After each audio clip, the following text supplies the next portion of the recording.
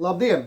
Jūs skatāties Arvīda Deģa kanālu Zemteksts, un šodien es runāšu par gaišeģi un fotografu Asian Finku. Lai viņu saprastu, mums jāraugās uz viņu kā uz mediju, kurš savienoja mūsu tautas ciešanas ar tās neizbēgamo augšām celšanos. Asian Finks nav tikai vēsturiska persona, viņš ir mūsu tautas egregora enerģētiskais kods, kura atšifrēšana mums šodien ir svarīgāka nekā jebkad agrāk. Finka fenomens, medijs vai šarlatāns. Zinātne vēsta, ka robeža starp zinātniskiem pierādījumiem un gaišadzību ir ļoti trausla. Pētnieku argumenti. Viņa spējas nebija vienkārši psiholoģiska manipulācija. Finks precīzi paredzēja Zigfrīda Annas Meirovics traģisko bojāēju, Emīlijas Benjamiņas bēdīgo galu Sibīrijā un pat savu paša nāves dienu. Viņa novēršanas spējas, ko skeptiķi dēvē par krāpniecību, patiesībā bija augstākā līmeņa intuīcija. Viņš nevis minēja, bet nolasīja enerģētiskos nospiedumus uz cilvēka auras. Viņa tīrais dzīvesveids, atturība no alkohola un narkotikām ļāva viņa gara spogulim palikt dzidram. Gaišeģis Asian Finks ir tilts, pa kur mēs pārgājām no nebrīvas tumsas uz brīvības gaismu. Finks paredzēja Latvijas brīvību gadā, kas lasās vienādi no abām pusēm. 1991. gads ir palindroms. Trīsvienīgā egregorā tas simbolizē cikla noslēgumu. Tas bija brīdis, kad 918. gada neatkarības sēkla atkal uzplauka pēc ilgāka ziemas perioda. Finka vīzijas spēks.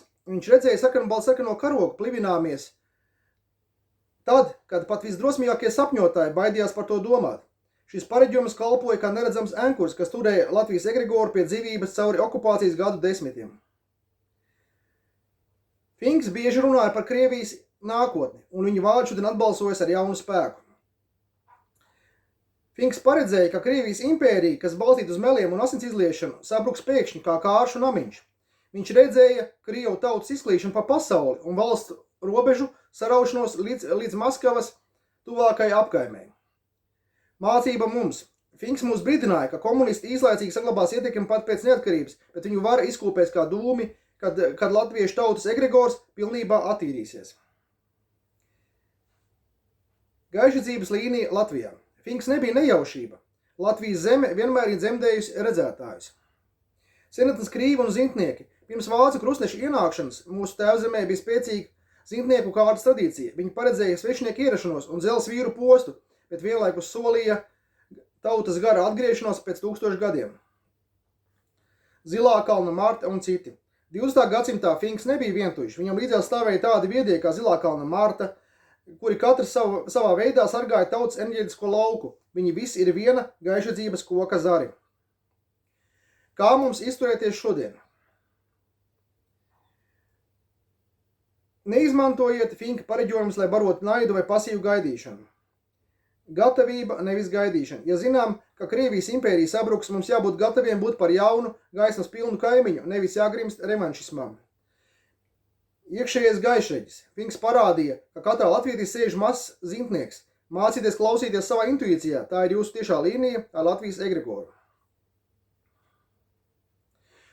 Turiet savu prātu tikpat skaidru, kā zvaigznes Vegas zilganais mirdzums, ko mīlēja arī Finks, tikai skaidrā prātā dzimst patiesas vīzijas.